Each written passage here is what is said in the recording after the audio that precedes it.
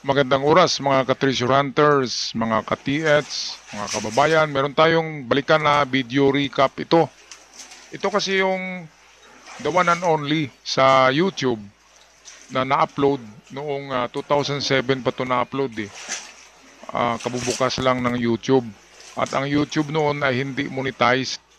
Kaya in-upload ito hindi para magkapera, hindi para mag-viral, kundi ipakita niya. At ang nag-upload nito ay walang ibang upload eh. Ito lang talaga yung upload niya. Tapos kinopya yan ng napakaraming vloggers at ikinalat. At yung iba, yan ang kinila na sa kanila yung video. Pero ang totoo niyan, ang nag-upload niyan ay hindi vlogger. Kaya naniniwala ako 99% na totoo ang video dahil hindi nag-vlog eh. Viral na viral yung kanyang video eh. Tsaka yung mga kumopya niyan, hindi na copyright dahil hindi nga vlogger yung nag-upload. At wala siyang intensyon na magkapera sa YouTube. Hindi pa monetize ang YouTube noon. Pagdating ng 2012 yata, ay nag-start ng monetization ng YouTube sa 2012. Pero 2005, 2007, 2010, wala pa eh. Wala pang kita kasi nag-vlog na rin ako noon ng yung content ko noon ay mga locksmith, paano magbukas ng mga kandado. Yun yung vlog ko noon. Wala pang sweldo. Ilan kayo dyan? Okay, kaya ito, para Ilan daw kayo dyan?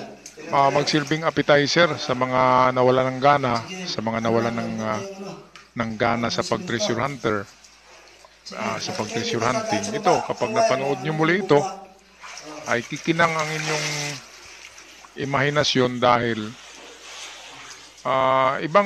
ibang source ito ng video eh. Medyo ito yung complete, pero pinutol ko pa rin. Pero meron kayong makikita dito na wala sa iba sa video clip na ito. Okay, ito na, panoorin natin. Ito ay upload ni Jessica Soho. 2018 yata in-upload niya. Kuha niya rin doon sa ibang mga vloggers. Kaya itong video atin panoorin. Umalat ang videong ito. Kuha raw sa isang kuweba dito sa Pilipinas. Makikita rito ang isang lalaki na may hawak na plais at tila meron siyang wire na pinuputol. Base sa comment sa video, ang tinatanggal na wires, di umano, mga patibong. Maya-maya pa, tumambad na ang pinaniniwalaan ng iba na gold bars.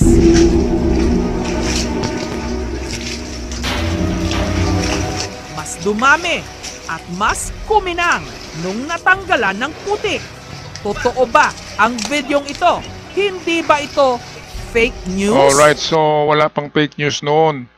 2007 wala pang fake news. Ang mga fake news ay biglang lumutang lang yan. Nag-umpisa ng 2012. 2012 ay nag-umpisa na ang China sa kanilang mga fake news at sa kanilang pagsusulong ng kanilang ideolohiya, lalo na sa WPS, marami ng fake news. Pero 2007 walang fake news eh. So ito, nakita nyo yung flashlight na gamit niya, military issue. Yung flashlight niya sa military yun. Ngayon marami nang mabili sa Lazada na ganun, pero noong unang panahon, 2007, military issue, wala yan sa tindahan. Pangalawa, ang suot nitong nagputol ng wire ay frogman suit. Frogman, ibig sabihin sa scuba. Scuba suit yung damit niya. Ibig sabihin yan, kuweba ito na submerged underwater. Ang entrance siguro nito ay puno ng tubig. And then, sisirin mo. Kaya naka-wetsuit itong army to eh, kasi army cut yung buhok niya. Kaya ito nabigyan natin ng reaksyon. Hindi ito na-mention ng mga vlogger eh, na army pala tong nag-disconnect ng mga wires dyan. Tripwire yan eh. Tripwire. Kapag mo yan, nabunot mo, nasagi mo, sasabog yan. Pero kung di battery yan, hindi na yan sasabog. Pero kapag tripwire, nakakabit kasi yan sa mga granada at mines. At karamihan ng mines, kahit na mabasa yan, sasabog pa rin yan. Kahit na nabasa. Kaya karamihan nakakabit talaga yan sa mines tsaka granada, yung mga tripwire. Kung electronics naman na may timer, hindi na pwedeng may timer kasi matagal na, di ba? Nabubulok na yung battery. Kaya malamang hindi na sasabog. Pero ganun pa man, pinutol niya eh. Ngayon, makita nyo dito mga ka-TH ay talagang nakahilira yung ano eh. Dalawang hilira ng mga kahon. Gawa ng kahoy yan ng kahon kasi parang lupa na lang siya eh. Yung kahoy nalata na. At tumambad na yung ginto pero natabunan pa rin ng putik. Kaya hindi siya ano eh. Hindi siya scripted na ginawa. Kasi kung scripted, mahalata mo na bago pa lang nilagay. Iyan talaga ay ang tagal-tagal na yan dyan. Maganda ang pagkagawa. Tsaka yung camera, hindi gumagalaw eh. I make that yung camera ay magalaw sa kamay ng may hawak. Ibig sabihin, hindi professional na vlogger ang may hawak niyan. Viral ang video na to eh, pero walang kinita ang ano niyan. Ang nag-upload dahil wala pang monetization noon. Ang nakinabang niyan ay ibang mga vlogger at ako rin, di ba? Mga ka-TH. Kasi ginamit natin.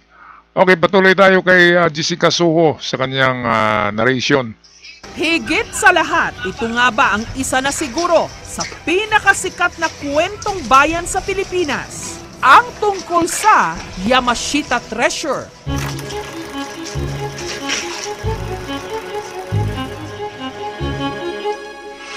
Ang Yamashita Treasure, dala raw ng hukbo ng mga Hapon sa pamumuno ni Lieutenant General Tomoyuki Yamashita noong 1940. Mga ninakaw daw nila ang mga ito mula sa iba't ibang bahagi ng Timog Silangang Asya. Ayan, so, ayun mga ka-TH, so, bawat kahon ay merong 4 na gold bar yan sa bawat kahon. At alam nyo ba, ang timbang ng mga gold bar na yan ay mabigat. 15 kilograms to 20 kilograms ang ganyang kalaki. Makapal kasi yan, nasa almost 3 inches ang kapal niyan. Talagang mabigat yan, parang nagbuhat ka ng dumbbells. At ito sa unahan, kumintab na yung isa, nalinisan yung isa. So ibig sabihin yan, dalawang hilira yan na mga kahon. Mga kahon yan eh, yung takip niyan ay narupok na kasi kahoy lang ang ginamit, mga palutsina ng Hapon. And then, ayan, nakita natin na lupa na lang yung tumabon sa kanya eh. Nawala na yung takip ng mga kahon. Ayan, kaya linisin mo na lang, makikita mo na eh. Yan ay binabrush nila kasi baka merong mga wire. Kaya nilinisan nila. Ito, yung ibabaw, nalinisan yung tatlo eh. O, ayan, Diba, mga ka-TH, kahon niya na nalalata na kahoy. Makikita mo pa rin yung itsura ng naka-rectangle siya. At klarong-klaro, ayan 4-4, kada kahon 4 na gold bars. Ang lalaki. Grabe, so may idea na kayo na kapag submerged cave ay pwedeng nilagyan ng Hapon noon ng gera. Lalo na kapag remote na mga isla, yung isla na walang nakatira. Yun yung gusto nilang lagyan. Yan yung napasok ko noon na kuweba na merong mga jewelry sa box. Pero ang nagbaon noon, Amerikano. Kasi ang nakasulat na litra ay American alphabet. Pero ito Hapon to eh. Hapon tong nagbaon ito. Kasi malaking deposito ito. Ayan Ayan sus. Grabe. Ayan kumintab yung 4 At dito makita mo yung suot niya, wetsuit ito eh. Ito yung pang scuba na suit. Ito, pakita natin Sa ibang video, hindi nyo makita yung suot niya eh. Dito, kompleto to na suot. Nakita pa natin yung kasama niya Yan yung alalay niya. Pero yung unang pumasok dyan, itong naka-wetsuit na military. Ayan, tingnan natin yung zipper sa likod niya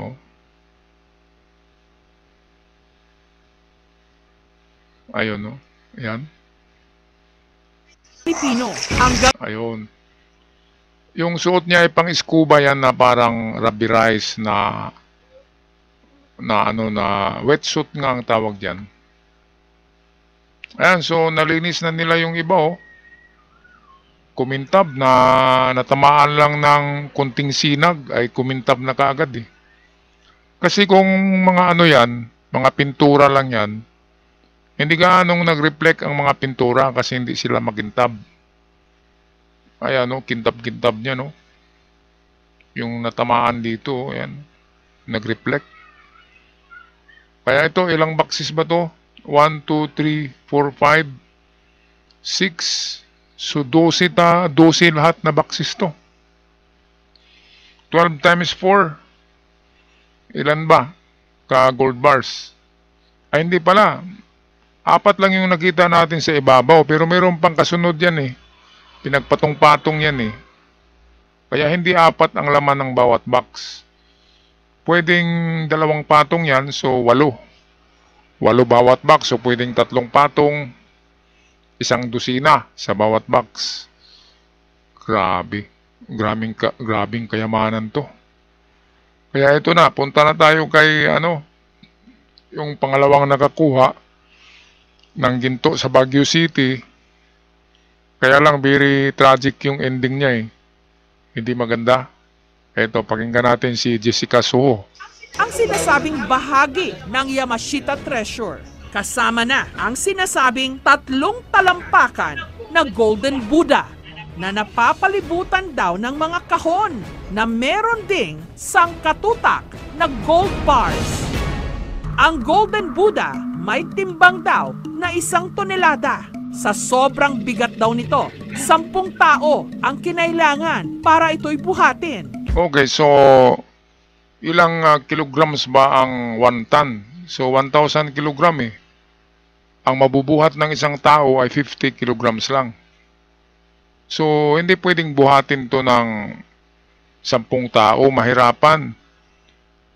Kasi 50 kilos lang eh. 50 times 10, 500 lang eh. Kalahating tons lang yung mabuhat ng 10. So hindi pwedeng mabuhat ng 10 yan. Kasi 1 ton eh. Isa pa walang hawakan eh. Tatalian mo pa ng lubid, mahirap.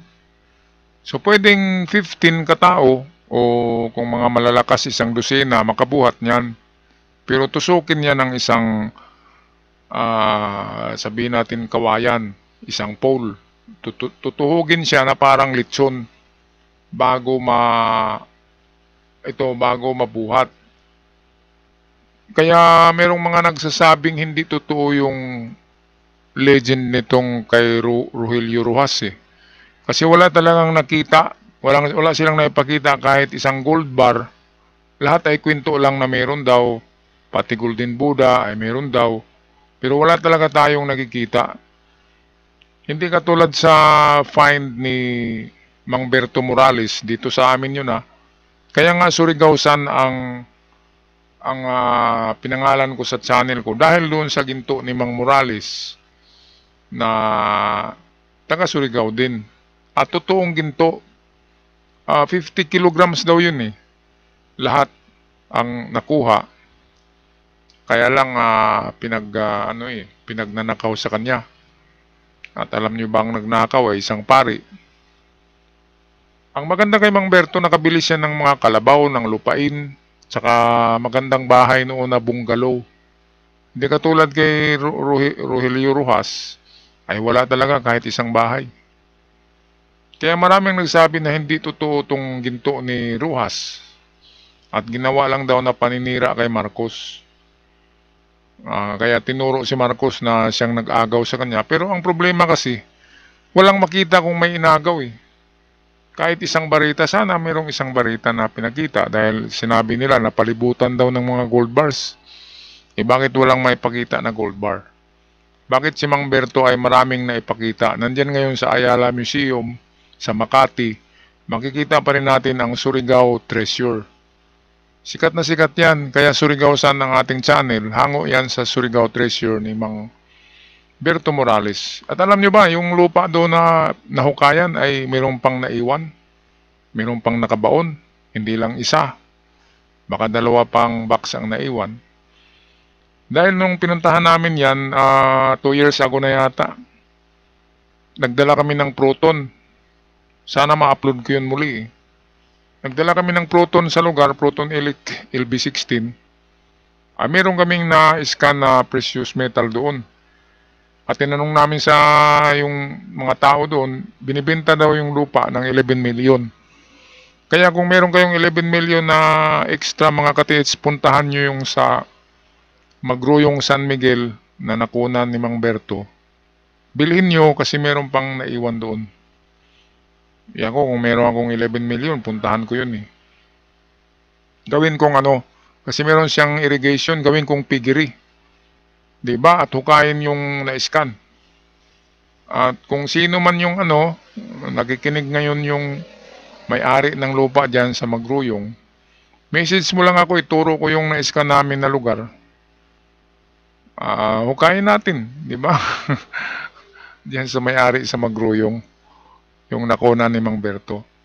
Hanggang ngayon, hindi ko makalimutan yun eh. 2 years ago, nakapunta ako sa isang legendary na nakuna ng ginto at meron pa tayong na-detect na precious metal doon. Okay, ako'y magpapaalam na mga ka-TH at pag-comment na lang sa ating comment section sa masasabi nyo sa mga video na ginawa natin ng recap. Alin ba dito ang mga tunay talaga kay Rogelio Ruas o itong naunang video? Paki-comment na lang. At sa ating mga bisita, huwag kalimutan mag-subscribe sa ating channel. Maraming salamat. Hanggang sa muli. Paalam!